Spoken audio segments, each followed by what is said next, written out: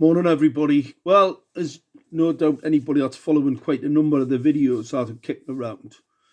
Obviously, Brigade 77 and some very distasteful people are absolutely in a panic about this leaf nut technology. All right, very getting themselves pretty excited about it, and I'm pretty trying to work out what the real reason is.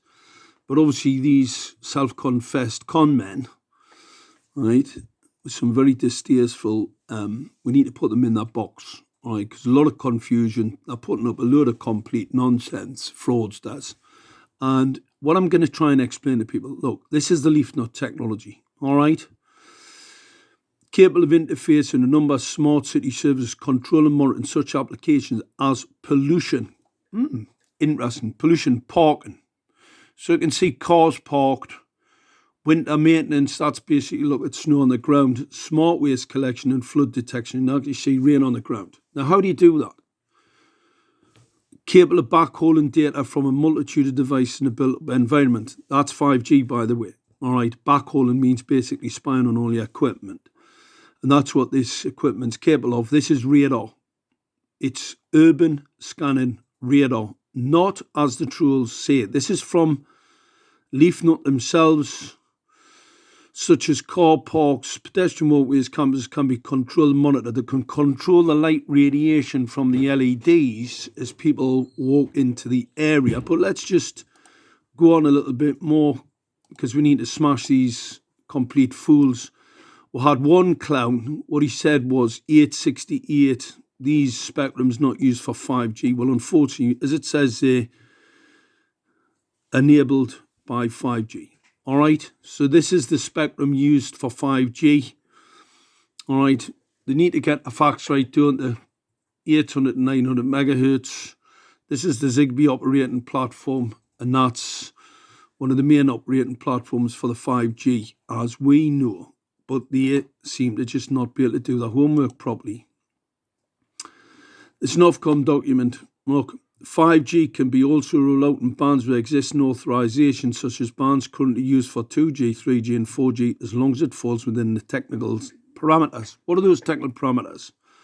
Well, the main technical parameter for 5G is actually focused energy in air, as we all know. And how you do that, use these type of lenses that are fitted to the antenna in these high gain strips. Now, this is a PCB antenna. So it's a high gain microstrip printed onto this PCB.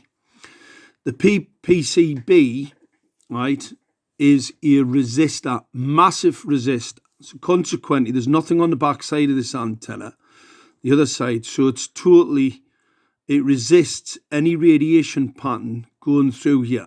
Now, you may get some leakage. However, the main drive of the antenna here is at 180 degrees from this flat plane. All right? Just basic science. Obviously a little bit difficult for the trolls to get their head around because what they're trying to do is spin everybody a yarn. All right? They say that 5G is not rolled out in lampposts. This is the lamppost in Gateshead, by the way, and that has 5G. We got that, early doors of the lunatic. What they didn't understand was the 868, 870, look, automotive. See that at the bottom? Automotive. Very interesting part of the spectrum used for automotive because obviously you need the focusing antenna to fire at the car. The clown says that, these 5G doesn't operate in these spectrum. Well, that's just basically another lie. Sub-gigahertz frequency spectrum considerations in 5G Europe. Look at the numbers, people. These people are lying to you, all right? They're just continually lying. 3GPP completes first 5G standard. So 3GPP, all right? You have to remember when that started, all right? Significant number a year ago, right? Which was the start of the 5G deployment, right? But the dummies just keep on spreading that disinformation. Now, let's show you what 5G is, right? You see it's directional. Unlike a 4G transmission that transmits in all directions, omnidirectional. See that? These transmitters are directional. So you see the autonomous vehicle, that's why in the top of that streetlight it's an 868, because that's the bit that's the spectrum that's been allocated for this autonomous vehicle. That's how we know what was in the streetlights, that the equipment was 5G because of the spectrum frequency it operated at. I mean, anyway. Harvard launches sensor node. Look, it just says at the back, because lights are brought back to full brightness when someone enters the area. This is urban radar scanning technology, because that's how we can see people entering into the area. Also, as the director's document says, for automotive. I mean, it's just beggars belief how dumb these people are. Where do they get them from? Well, let's show you where they get them from.